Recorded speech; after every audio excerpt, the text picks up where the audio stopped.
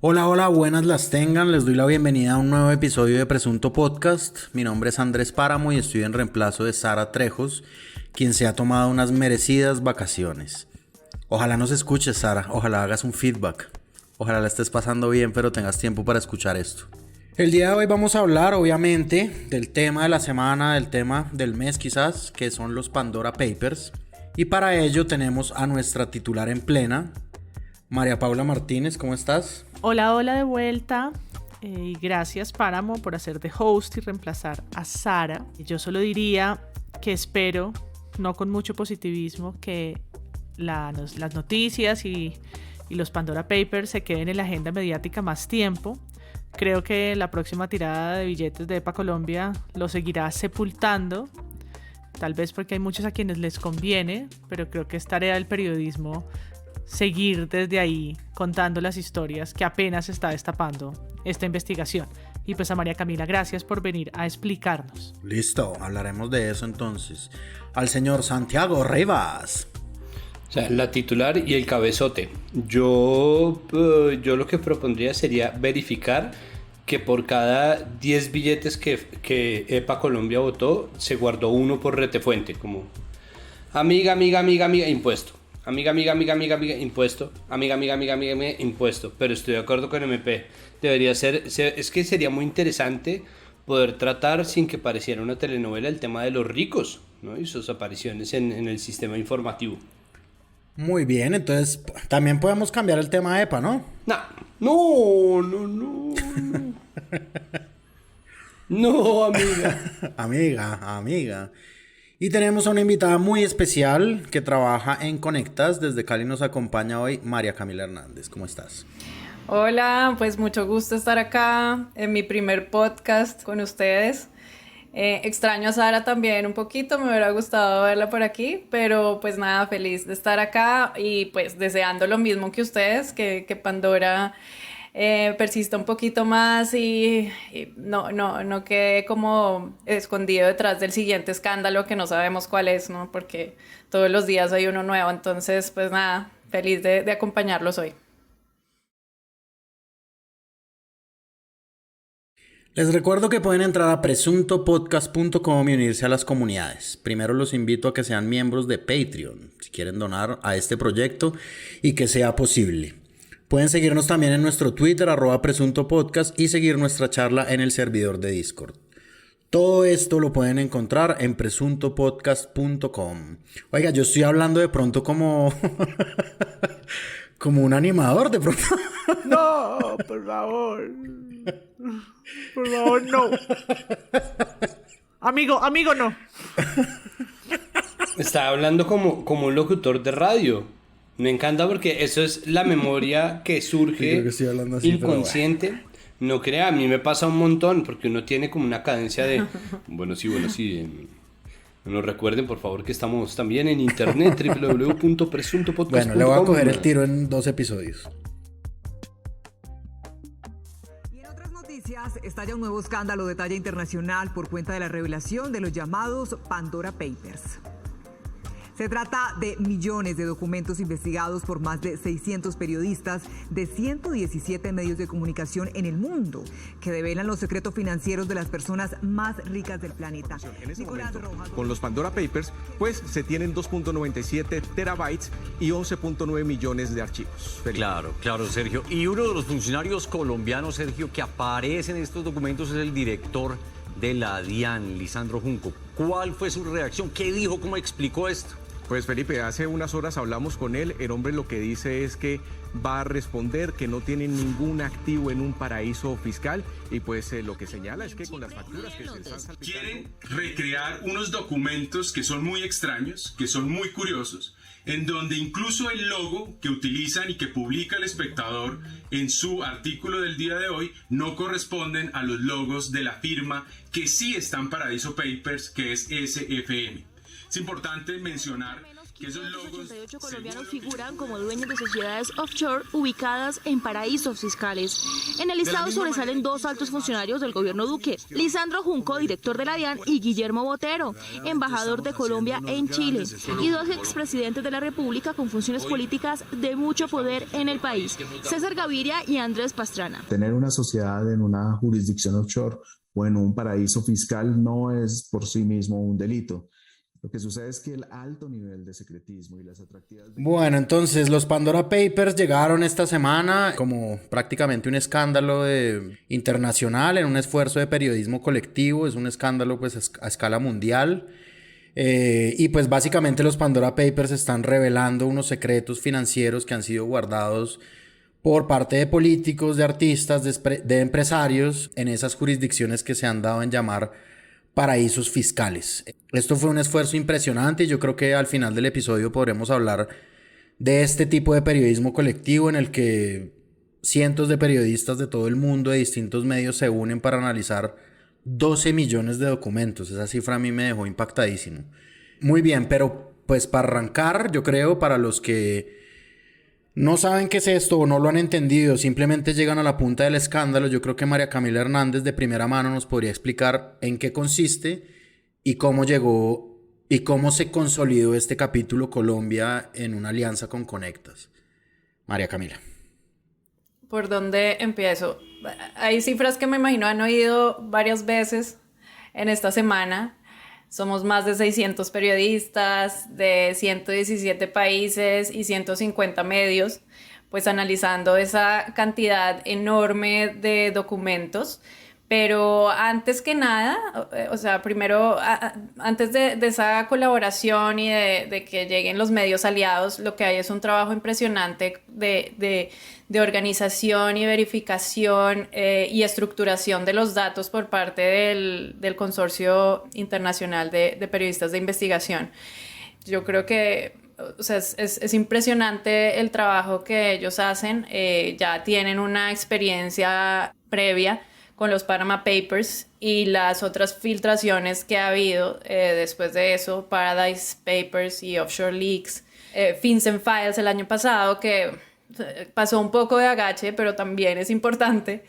Y bueno, eso digamos, ellos son como el punto de partida, ellos son los que comparten todos estos documentos, a ellos es a donde llega la filtración, y ellos ponen a disponibilidad de todos nosotros, los medios aliados en todos los países, esta información a través de unas plataformas súper seguras. Una se llama DataShare. Allí es donde uno hace todas las búsquedas de los diferentes personajes, temas. Bueno, hay muchas maneras de buscar ahí. Y hay otra plataforma que es una especie como de Facebook, una red social, digamos, de los periodistas que hacen parte del proyecto, en donde cada uno va compartiendo los hallazgos o lo que está buscando, los temas, ¿no? Entonces, de esa manera, todo el mundo todo el tiempo está al tanto de lo que hacen los demás, porque una de las premisas del consorcio y pues de este tipo de colaboraciones es el radical sharing, ¿no? O sea, todo se comparte, todos tienen acceso a todo. Entonces eso es muy chévere, pero también muy abrumador, ¿no? Uno todo el tiempo tiene miedo de que se le esté escapando algo, porque es una cantidad muy, muy grande de información. Entonces, bueno, el consorcio empieza con esta investigación hace más o menos 2 años y poco a poco nos vamos integrando como los medios de todo el mundo. Nosotros en Colombia, muy importante decir que es una alianza editorial entre El Espectador y Conectas, que ya lleva unos años, no es la primera vez. En mi caso, yo estuve desde FinCEN Files el año pasado con Pilar Cuartas, que es del Espectador, Carlos Eduardo Huertas, que es el director de Conectas, y este año se sumaron 2 personas también muy valiosas, Camilo Vega del Espectador e Isabela Granados en Conectas, y nosotros fuimos pues el equipo de Colombia. lo primero que uno tiene que hacer es como encontrar un método para buscar, ¿no? Hacer unas listas como de personajes que no se le pueden escapar a uno por nada del mundo, ¿sí? Como las figuras más relevantes del país. Obviamente todos los funcionarios del gobierno, todos los políticos activos, y luego ya otro tipo de búsqueda como más por términos o por esquemas de pronto un poco, y empezar a entender los documentos que hay, porque además otro de los retos es que, bueno, en Panama Papers todo el mundo conoció información de un proveedor, o sea, de una empresa que era Mossack Fonseca, ¿sí?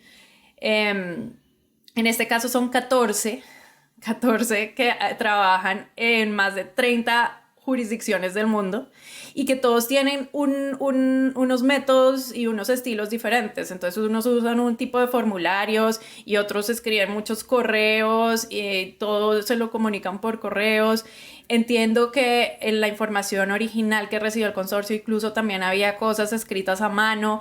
Entonces es una cantidad de información en diversos formatos que también pues hay que aprender a asimilar y a analizar para poder llegar a los datos que a uno le interesan.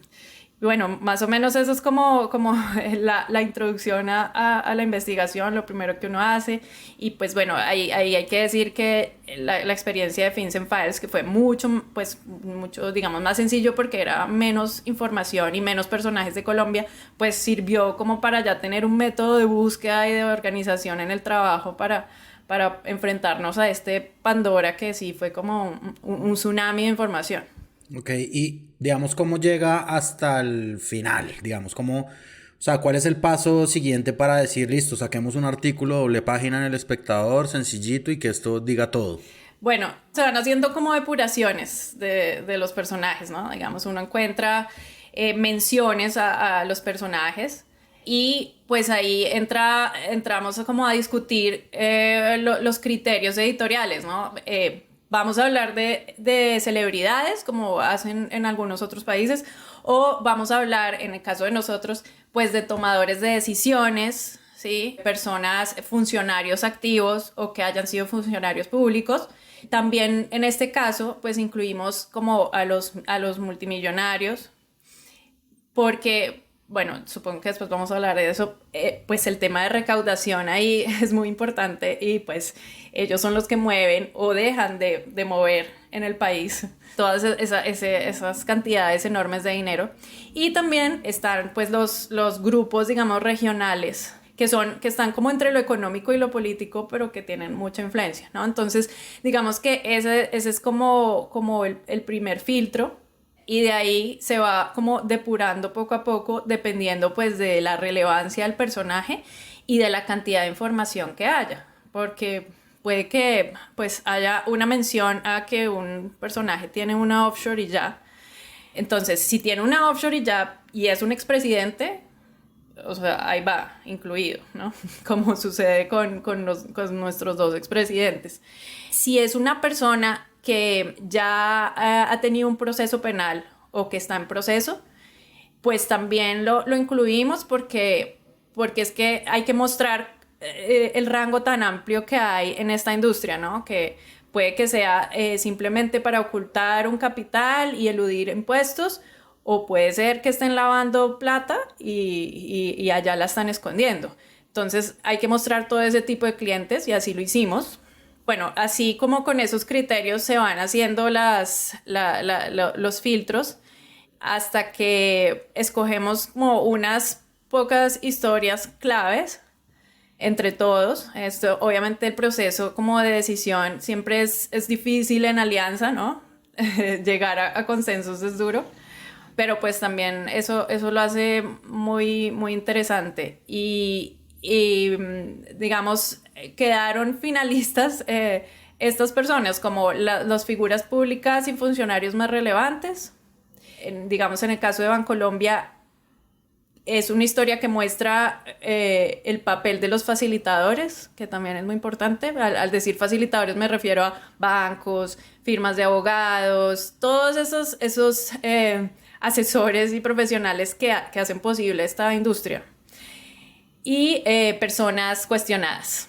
Entonces así llegamos a las historias, y aparte de eso pues hicimos estas pequeñas historias que ustedes seguro vieron, como un carrusel, ¿sí? Como si fuera Netflix. Entonces uno va pasando personaje por personaje con su offshore, y obviamente pues con la razón que dieron ellos para tenerla.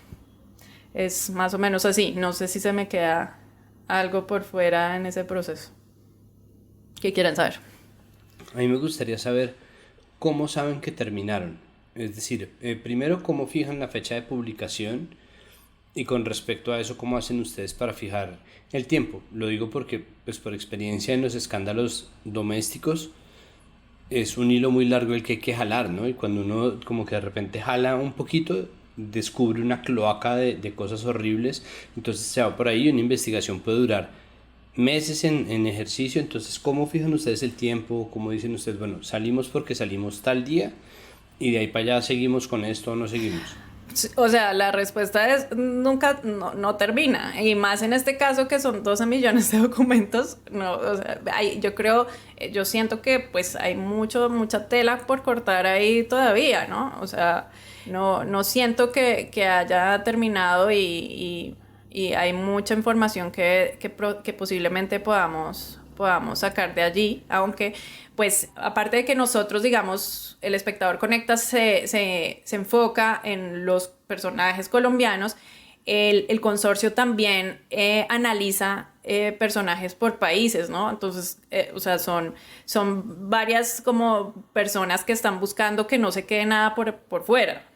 Por ese lado uno está pues más o menos seguro, pero no del todo. O sea, es demasiada información.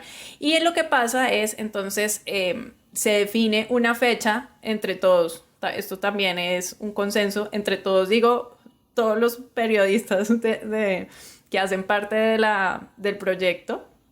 Ahí en este hub del que les hablé, más o menos se fija como un rango, ¿qué les queda mejor? Más o menos septiembre, octubre, noviembre, y los periodistas van como pues opinando según lo que esté pasando en cada país, ¿no? Como no, ese fin de semana son las elecciones, aquí no podemos. Y el otro dice, no, este no, hasta que finalmente, así por consenso, se escoge una fecha que le sirva a todo el mundo, y una vez se decide eso, es inamovible. Uno tiene que acabar sí o sí en esa fecha. Sí, como un cierre. Sí, un cierre que además pues tienes la responsabilidad de cumplirle a 600 colegas, ¿no? En todo el mundo, o sea, no lo puedes incumplir por nada. Entonces así funciona el cierre. Ok, yo tengo una pregunta ahora para continuar.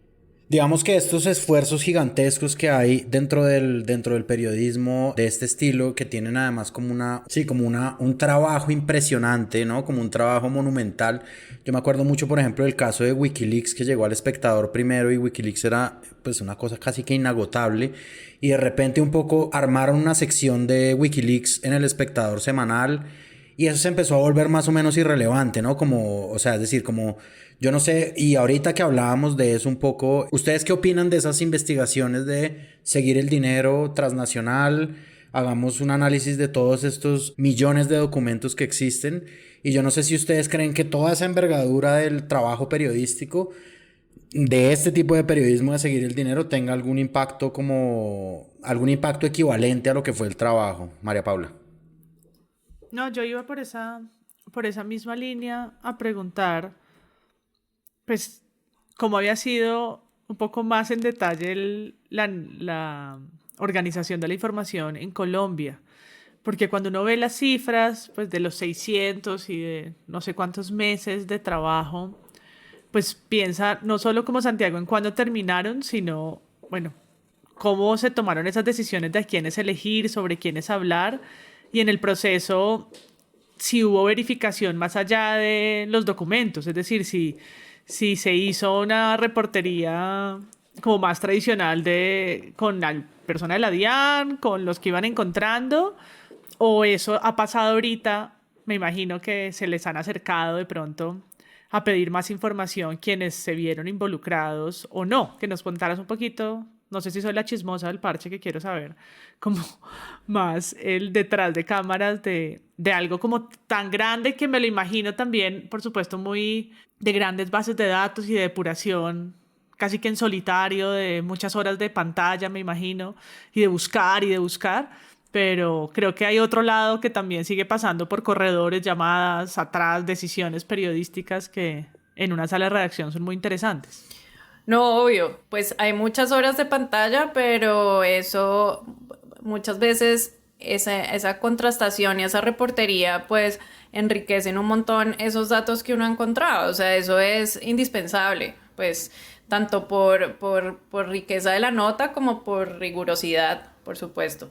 Digamos que a lo largo del proceso en el que vamos escogiendo la información, lo primero pues es entender, ¿no?, qué es lo que estamos leyendo. Entonces en ese punto pues uno también se tiene que asesorar un poco con los expertos, ¿no? El experto tributario, el experto en competencia empresarial, no sé, o sea, diferentes personas, porque pues es un tema que muchas veces a uno como periodista pues lo supera, porque ahí tiene mucho tecnicismo, ¿no?, que uno pues va aprendiendo y se va acostumbrando a los términos, que el beneficiario final y el director y el accionista y todos son diferentes. Entonces pues primero está como esa reportería para entender el tema, ¿cierto? Y después está la contrastación con todos los personajes, que se hace en situaciones normales, más o menos un mes antes de la publicación, ¿sí? Y se busca pues por todos los medios hacerla, o sea, tener la voz del personaje, porque pues es muy importante tener su punto de vista. En el caso de Colombia casi todos respondieron. En algunos casos pues hablamos más de una vez porque nos querían explicar cómo funcionaba y qué fue lo que hicieron. Hubo, no sé, empresarios que no incluimos porque nos mostraron como su proceso de normalizar los activos y pues dejó de ser relevante incluirlos, ¿no? Y en muchos casos, por ejemplo en el de Pastrana, entendimos muchas cosas cuando hablamos con él, porque él fue el que nos dijo, o sea, la información parecía mostrar que él había abierto esta sociedad en el 2016, pero en realidad lo que pasaba es que él declaró las acciones hasta 2016, pero la sociedad la tenía desde el 2005.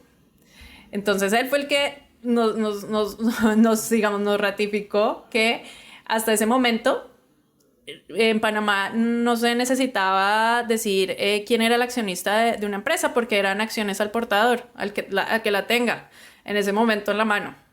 Entonces, el formulario que nosotros estábamos viendo e interpretando como que en 2016 se había creado la empresa o la había comprado, porque esas dos modalidades existen, se puede comprar o hacer, lo que en realidad nos mostraba era una declaración de esas acciones que tenía, pues, más de 10 años atrás.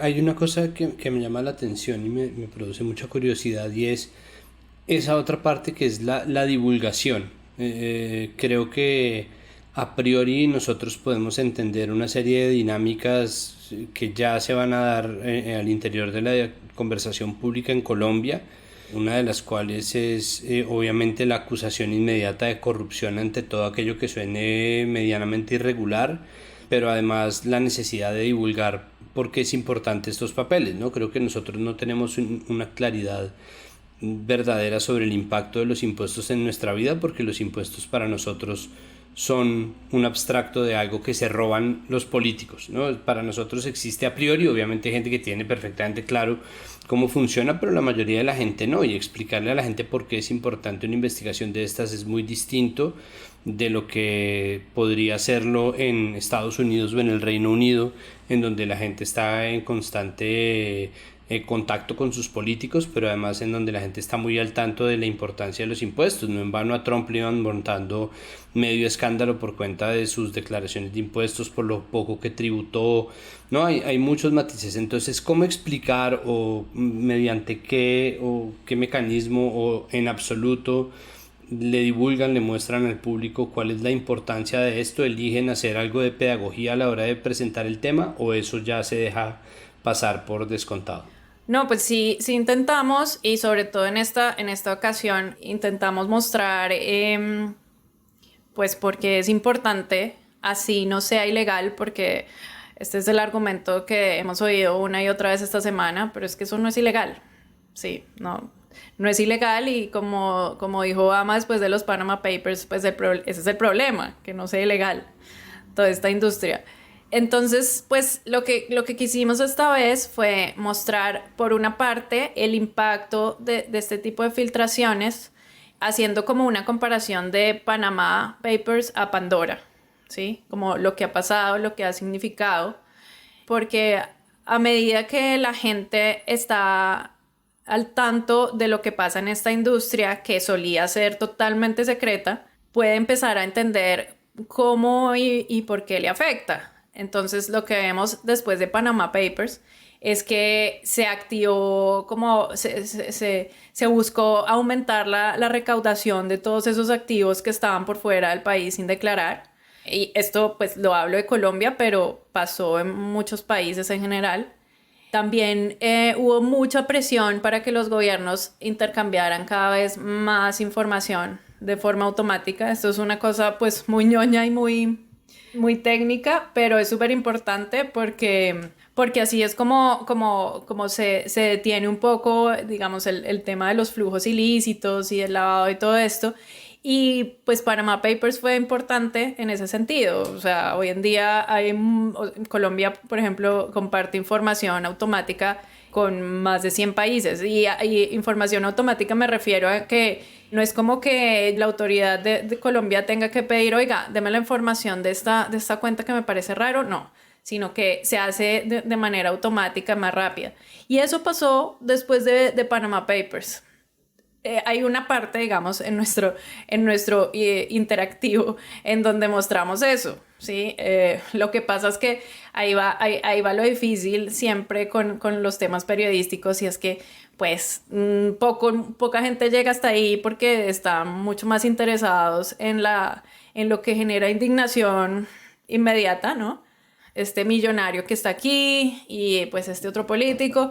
Y esas otras cosas pues quedan un poquito de lado. Lo mismo también, pues, una entrevista que hicimos con una especialista en temas de tributación de Oxfam, también la incluimos allí porque pues queríamos contarle a la gente pues qué es un paraíso fiscal y por qué importa y cómo impacta pues en la desigualdad.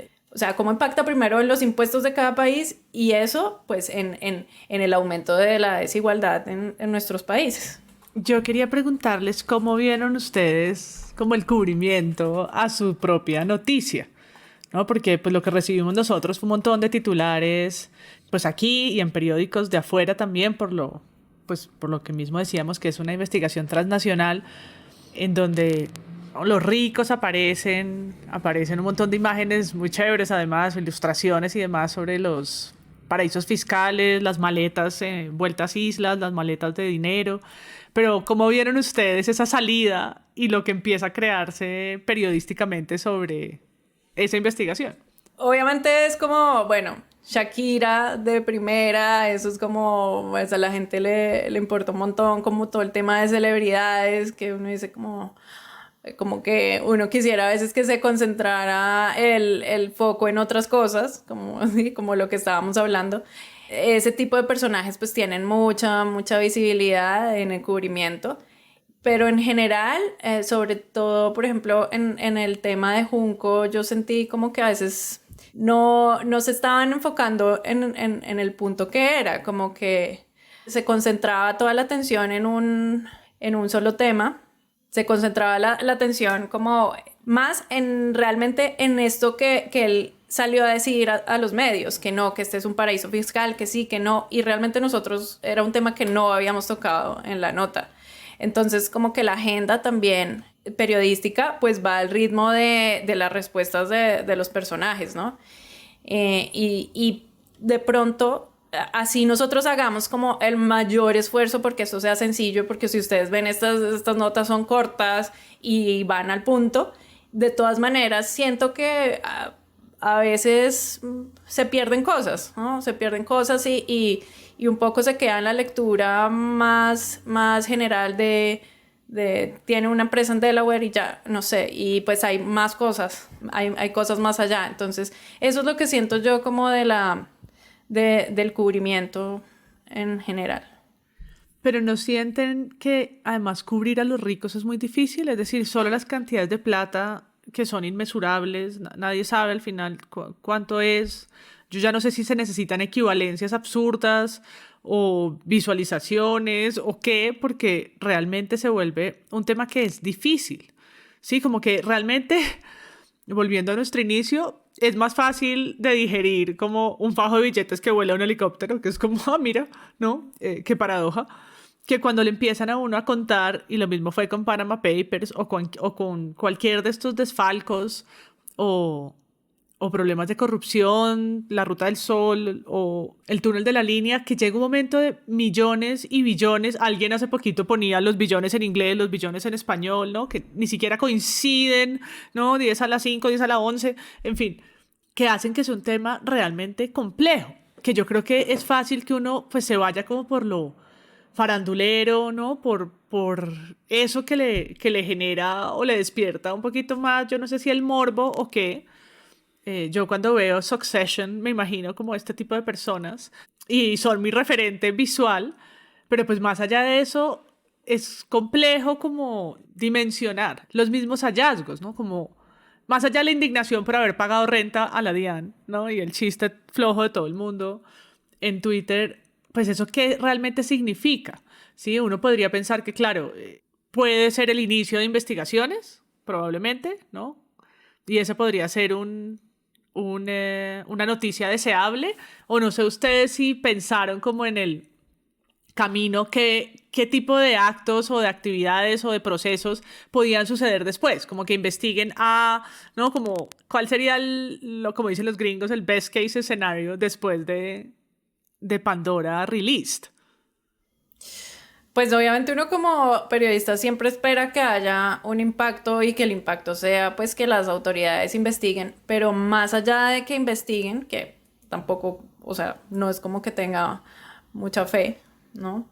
Más allá de eso, yo creo que es que esto debería mover a que cambie un poco más esa regulación, ¿sí? Por eso hablaba de Panama Papers, como que empezó ahí un camino para cambiar las cosas, pero lo que muestra Pandora es que pues esta industria sigue vigente, sigue habiendo como zonas grises que todos estos millonarios pueden aprovechar, millonarios o en algunos casos personas que están lavando dinero, o en otros casos puede que no estén, digamos, cometiendo ninguna ilegalidad, pero sí buscando formas de eludir, o sea, de pagar lo mínimo, y eso al final sigue teniendo un impacto.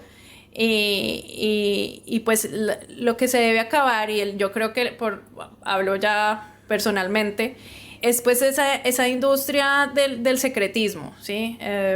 Es que eso yo creo que es como una de las cosas más nocivas y lo que más queremos mostrar. Obviamente sí, se han anunciado investigaciones, pero pues realmente es muy difícil que estas cosas lleguen a algo. En México, a la hora, menos de 2 horas después de que se publicó Pandora Papers, ya dijeron que iban a salir a investigar, que ya habían abierto la investigación, y como 2 días después ya dijeron como no, va a ser imposible mirar a los 3,000 mexicanos que salen ahí. Entonces, pues yo creo que eso, pues sí se va diluyendo con los días, pero ojalá sí vaya como aportando para que poco a poco haya más transparencia. Finalmente, ese sería pues el mejor impacto de todos, creo yo. Mire, hay un tema que es muy difícil de tratar y que es difícil de tratar desde 1905, y es el tema de la desigualdad, es decir, porque hay un tema que es ideológico del libro, o sea, es un tema que atraviesa nuestras ideas políticas y económicas más básicas, y por eso es tan difícil de tratar al mismo tiempo, porque en un momento en el que estamos tan ideologizados, pero a la vez estamos tan en el discurso de por favor saquemos esto de la política, para los medios es muy difícil tratar de ahondar, y yo entiendo porque es un proceso además largo y es un proceso discursivo complicado, pero tratar de ahondar en cuáles son las implicaciones. Para mí la implicación principal es cómo la justicia tributaria construye sociedades más equitativas. Y la redistribución equitativa del ingreso está atravesada por todas las cosas que se hacen para garantizar la tributación o no. Por eso es tan difícil cubrir una reforma tributaria. Cuando usted cubre la reforma tributaria, usted se está metiendo primero con un tema que es muy fácil de seguir, una cuerda que es muy fácil de seguir, es muy fácil dejarse distraer por eso, y es el drama que nosotros hablábamos en nuestro capítulo sobre el Congreso, ¿no? Las bancadas, los acuerdos hechos, los votos amarrados, los votos que sí están, los votos que no están y qué va a pasar. No se habla del proyecto per se, sino qué va a pasar. Y en esas también entra la dinámica de la movilización social, ¿no? De hecho, la movilización permitió no hablar a profundidad de la reforma tributaria de Carrasquilla.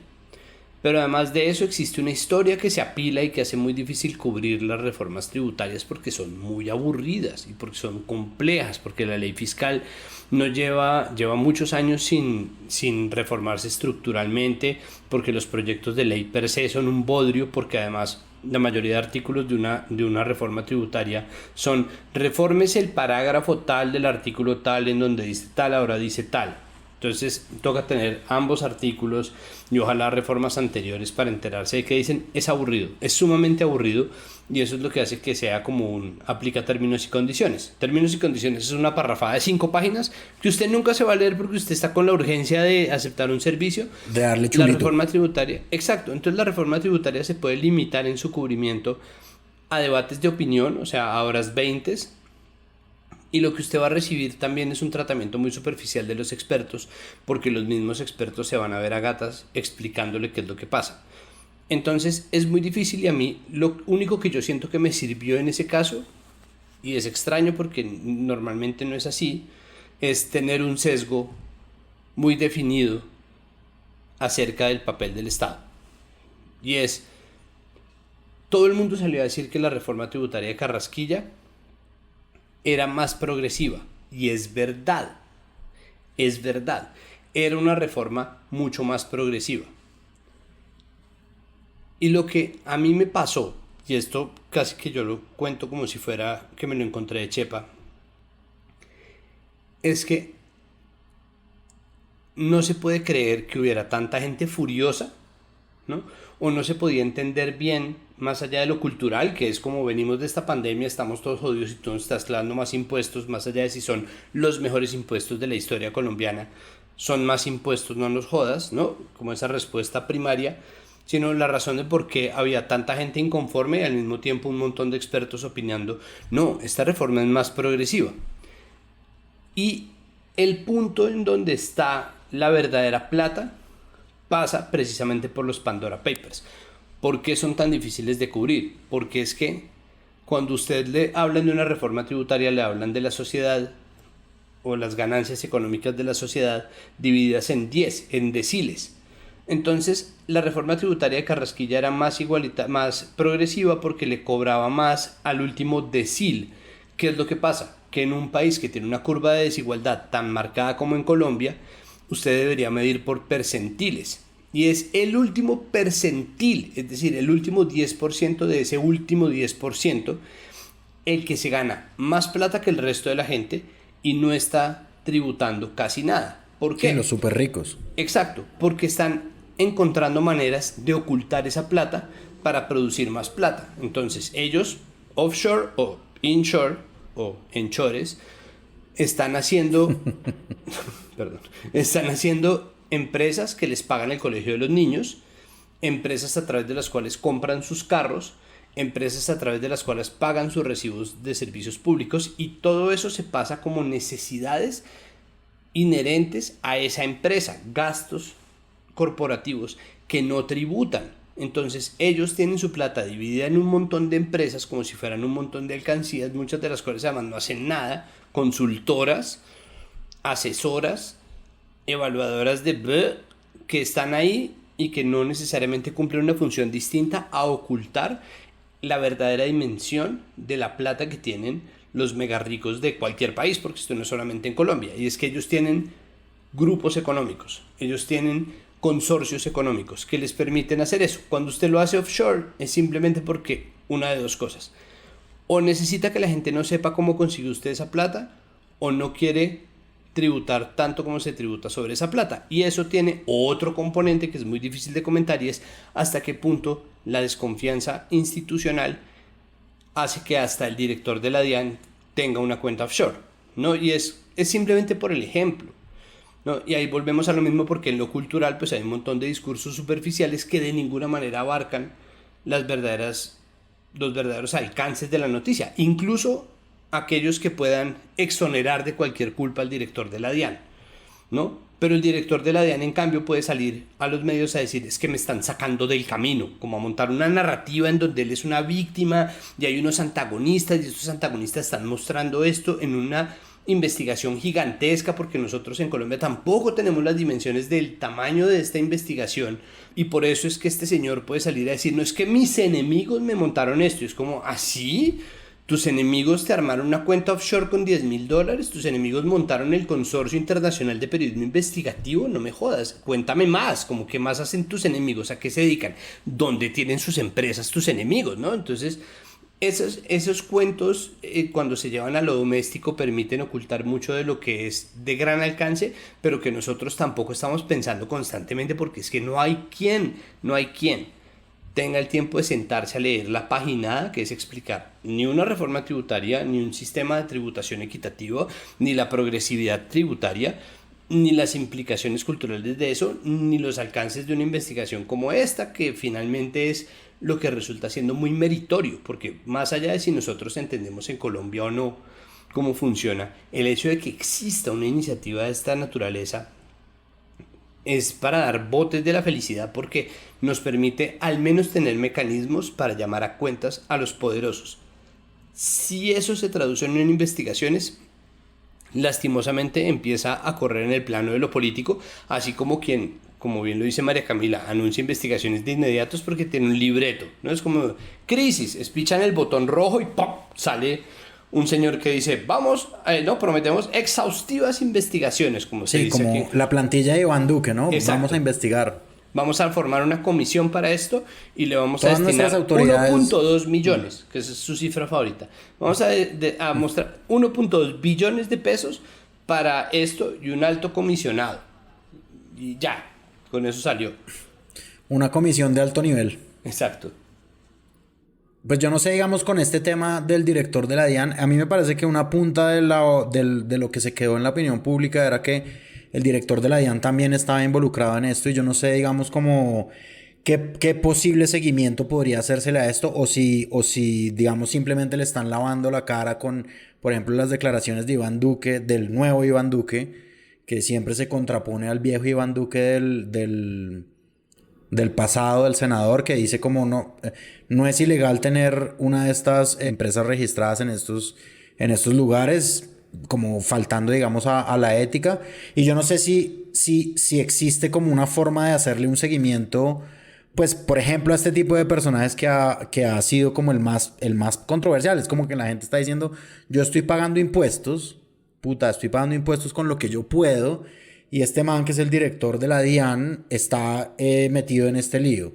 Y yo no sé si sobre eso se puede hacer un poco más, o simplemente pues ya quedó en el escándalo y punto. No sé, María Paula, si tienes algo que decir sobre eso. Pues yo creo que es el escándalo fácil por el tema de la recaudación, pero que volvemos a la idea que se sepulta rápido si no está acompañado de no sé qué mirada, porque yo creo que hay una alineación en los medios de pues ponerlo como en el ojo, ¿cierto? De señalarlo, de poner la foto, la misma foto además, la misma foto del director de la DIAN. Pero por el otro lado, pues hay un ruido de esta visión del gobierno de la no ilegalidad. Y no veo ningún medio saliendo a decir, pero a ver, ¿no? Vamos a revertir esa posición. Tal vez porque no tengan todavía los elementos, porque tal vez están arrancando investigaciones o teniéndolo en la agenda para poder decir algo más. No, yo siento que estas investigaciones son tan grandes que a los medios que no participaron en ellas, pues les queda difícil decir mucho más, ¿no? Pueden unir un poquito, ¿no? Y tratar de filtrar y organizar, pero pues a menos que dediquen también su tiempo de reportería para tratar de hilar, que yo sí creo que es posible, ¿no? Sacar de ahí como un personaje y tratar de ver un poco más. Yo creo que por ahora no pueden decir mucho más. Decíamos al inicio, ojalá no se sepulte, yo creo que tiene que volver, ¿no? Tiene como que volver muchas veces a la agenda, en una semana, en meses, en elecciones, ¿no? Volver otra vez, ojalá, porque algunos medios, tal vez de los que ya están involucrados y otros nuevos, se monten en la tarea, no sé, en el Caribe está la Contratopedia Caribe, que me imagino que estará ya metida ya, ¿no? De cabeza, mirando a ver qué hay, ¿no? Yo creo que hay otros proyectos de Follow the Money que pueden estar viendo ahí una mina y una mina que ojalá nos traiga, no sé, ¿no? Algunas otras noticias y miradas a este debate. Yo quiero decir algo a propósito de lo que dice María Paula y como pensando en lo que me gustaría, así como que siga en los medios y en general en la opinión pública. Sí sería chévere que otros medios cojan todas estas historias y sigan adelante, o sea, porque claramente, como les decía al principio, seguro que nosotros no acabamos. Entonces lo que hay y el espíritu de estas investigaciones es como, oigan, está esta información para el mundo, hagamos más, todo el mundo ya lo puede hacer, digamos, por lo menos con la información que ya está divulgada. Más adelante es posible que toda la información y todos los datos pues entren a ser parte como de esa misma base de datos que tiene el consorcio como disponible para cualquiera que quiera entrar en Offshore Leaks, que es como una base de datos totalmente pública, y ahí seguramente estará Pandora Papers también. Entonces sí sería chévere que se pasara un poco, porque además aquí, pues en Colombia el cubrimiento es mucho qué dijo esta figura pública y qué dijo este otro, y no solo en este tipo de noticias, siempre es como en general se cubre así, ¿no? Uribe dijo esto y Santos dijo lo otro y Duque dijo esto, y esa es la forma como se cubren las cosas. Ojalá en esta ocasión pues digan, a mí me parece que no, y de hecho ya colegas me lo han dicho, como, oye, ¿por qué no ahondaste en este personaje? Eso seguro hay, no sé qué. Sí, seguro que sí. O sea, ojalá los periodistas que estén oyendo esto, y ni siquiera periodista, cualquiera, que quiera ahondar en esta caja de Pandora, pues se meta ahí de cabeza y siga con lo que seguramente nosotros no hemos hecho todavía. Eso sería buenísimo. Yo no sé si hay una cosa de anticipación de las noticias o una cosa así como, claro, como que en este momento hay un montón de indignación por esto porque es la noticia de la semana y que seguramente pues la reemplazarán otras noticias. Pero digamos, yo no sé, María Camila, si tú nos puedas contar un poco la opinión que tienes como de esta noticia de la FM sobre el nombramiento de un director de la DIAN ad hoc para investigar al director, sí, como los problemas que hay en la DIAN sobre esto.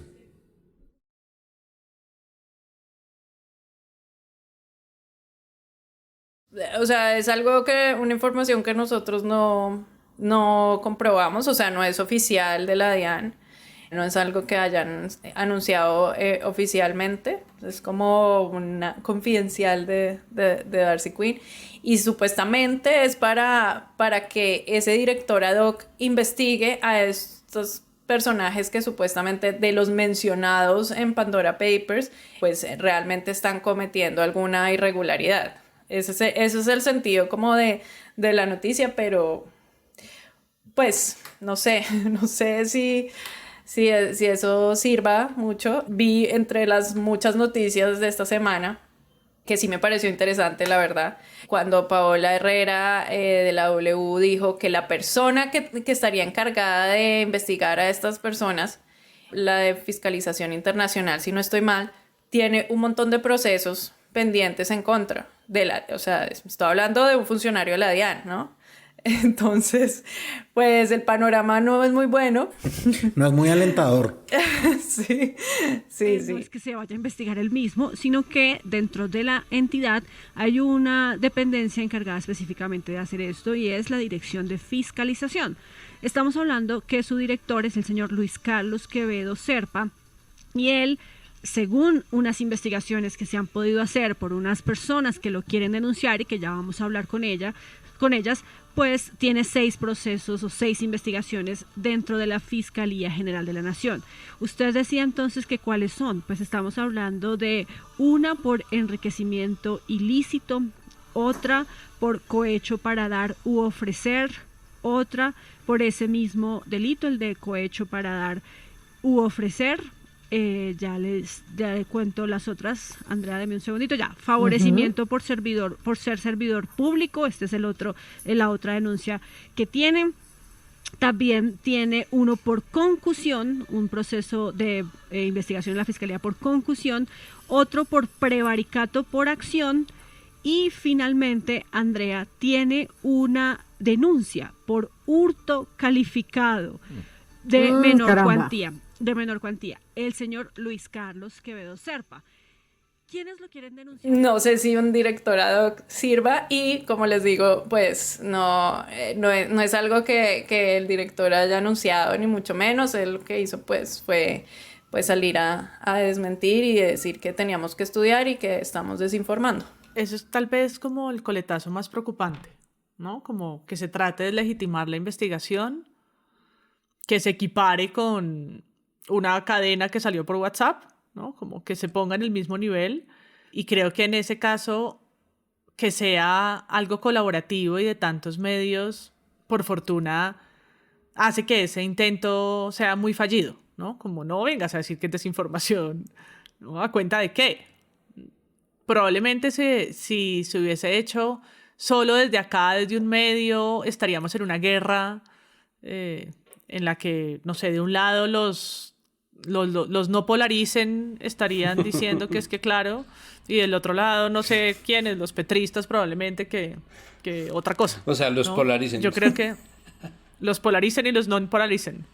Pero yo creo que esta red se blinda y ese discurso se tiene que caer, ¿no? El de la desinformación, el de esto no es preciso, no es exacto, cuando precisamente están tratando de hacer transparente una forma muy opaca, ¿no? De tener finanzas en el exterior. Entonces, yo creo que dije la Contratopedia, pero imagino que Cuestión Pública y demás con sus proyectos de políticos, pues puede estar muy interesado, y sea ojalá quienes empiecen historia por historia a fortalecer la idea que pues no es una mala investigación, ni tampoco es imprecisa, ni que faltó estudiar un poco más, porque probablemente detrás de todos estos casos lo que hay son historias por cubrir.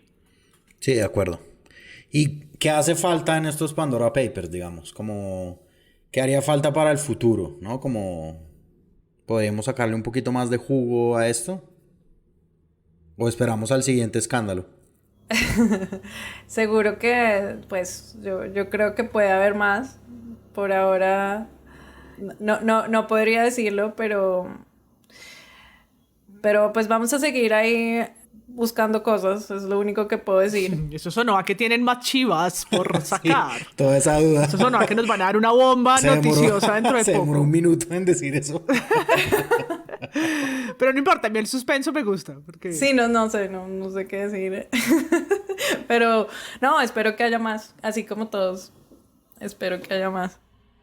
Ojalá eso trascienda la memoria del troll y del comentarista de noticias, ¿no? Es decir, me da la impresión es que pasado un tiempo, cuando estas cosas como que son aplastadas por otro escándalo o llega otro cuento para contar o la siguiente investigación, esto se vuelve simplemente ingrediente de troll de cualquier lado de la política. Entonces, en el momento en que Andrés Pastrana, que igual yo creo que nada tiene que hacer ahí, pero en el momento en que Andrés Pastrana sale y dice, sí, me encanta la pizza hawaiana, ¿no? Siempre hay alguien en el comentario de la noticia o en una respuesta de esas, abajo de Twitter está, ¿no? Miguel Ángel 700 números diciendo, pues qué pasó con los Pandora Papers y con los pederasta, hijo de puta, pero nunca pasa nada, como que la única justicia que existe es la justicia del troll. Entonces la justicia del troll es que Alejandro Gaviria escribe una columna en el 2009 y se la sacan. Petro escribe o dice 2 tonterías en su alcaldía en 2014 y hay un troll, claro, pero en 2014 usted salió a decir que no, y siempre hay uno que lo pone, y esa persecución lo que hace es volver obviamente inane cualquier información, porque es como, parece que fuera la única gente que se queda con eso, ¿no? La memoria del bobo y del troll. Sí, por eso yo insisto y trato como de ser súper didáctica cuando hablo de estas cosas, y de hecho en Conectos tenemos como un taller de lavado de dinero y de todo pues para periodistas, porque sí es un tema que se debería quedar en la agenda, ¿sí? en la opinión, y debería, o sea, cuando pase el escándalo, porque pronto va a pasar, pues que quede esa necesidad de una tributación más justa, ¿no? Que ese mensaje por lo menos quede, al menos, porque pues el resto creo que, y más en época ahorita preelectoral, pues cada quien va a utilizar la parte de Pandora que más le convenga, y no sé si las investigaciones, realmente no creo que lleguen a algo, pero ojalá pues en la opinión pública siga quedando eso, porque eso al final es lo que presiona para que haya cambios.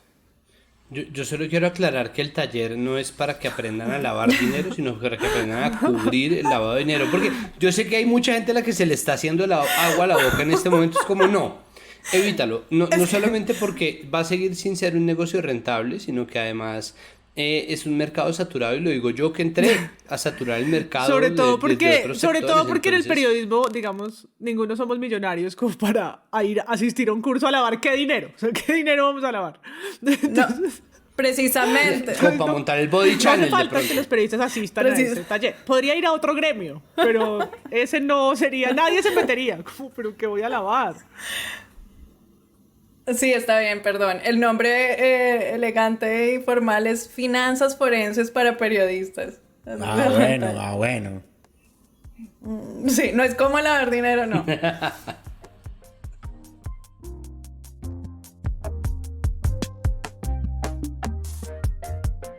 Esperamos que este tema no se quede en el tintero y que salga nuevamente sobre todo en espacios electorales, y que un seguimiento de este tipo de periodismo pues pueda sobrevivir a la ola mediática y a la hora de los escándalos.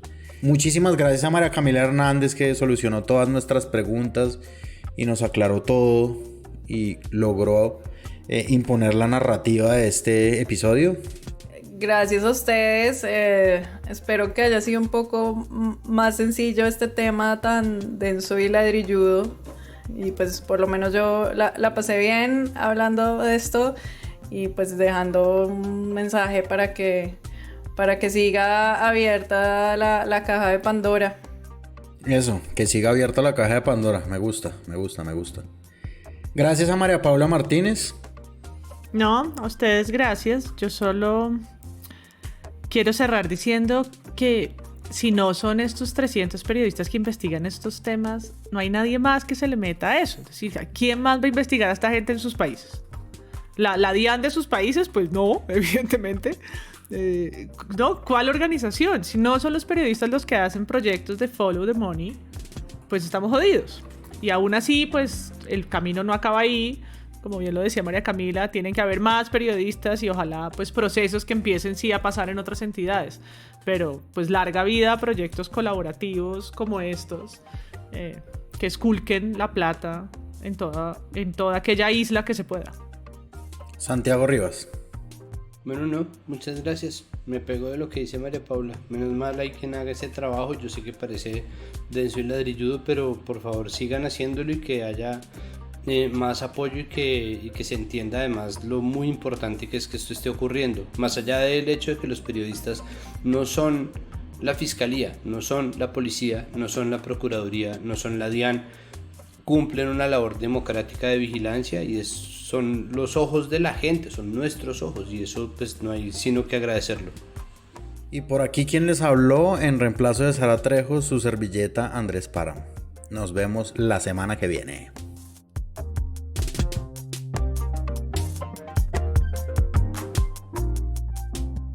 Presunto Podcast es un proyecto de Sillón Studios. La producción es de Sara Trejos, el análisis de hoy es de Santiago Rivas, María Paula Martínez y Andrés Páramo.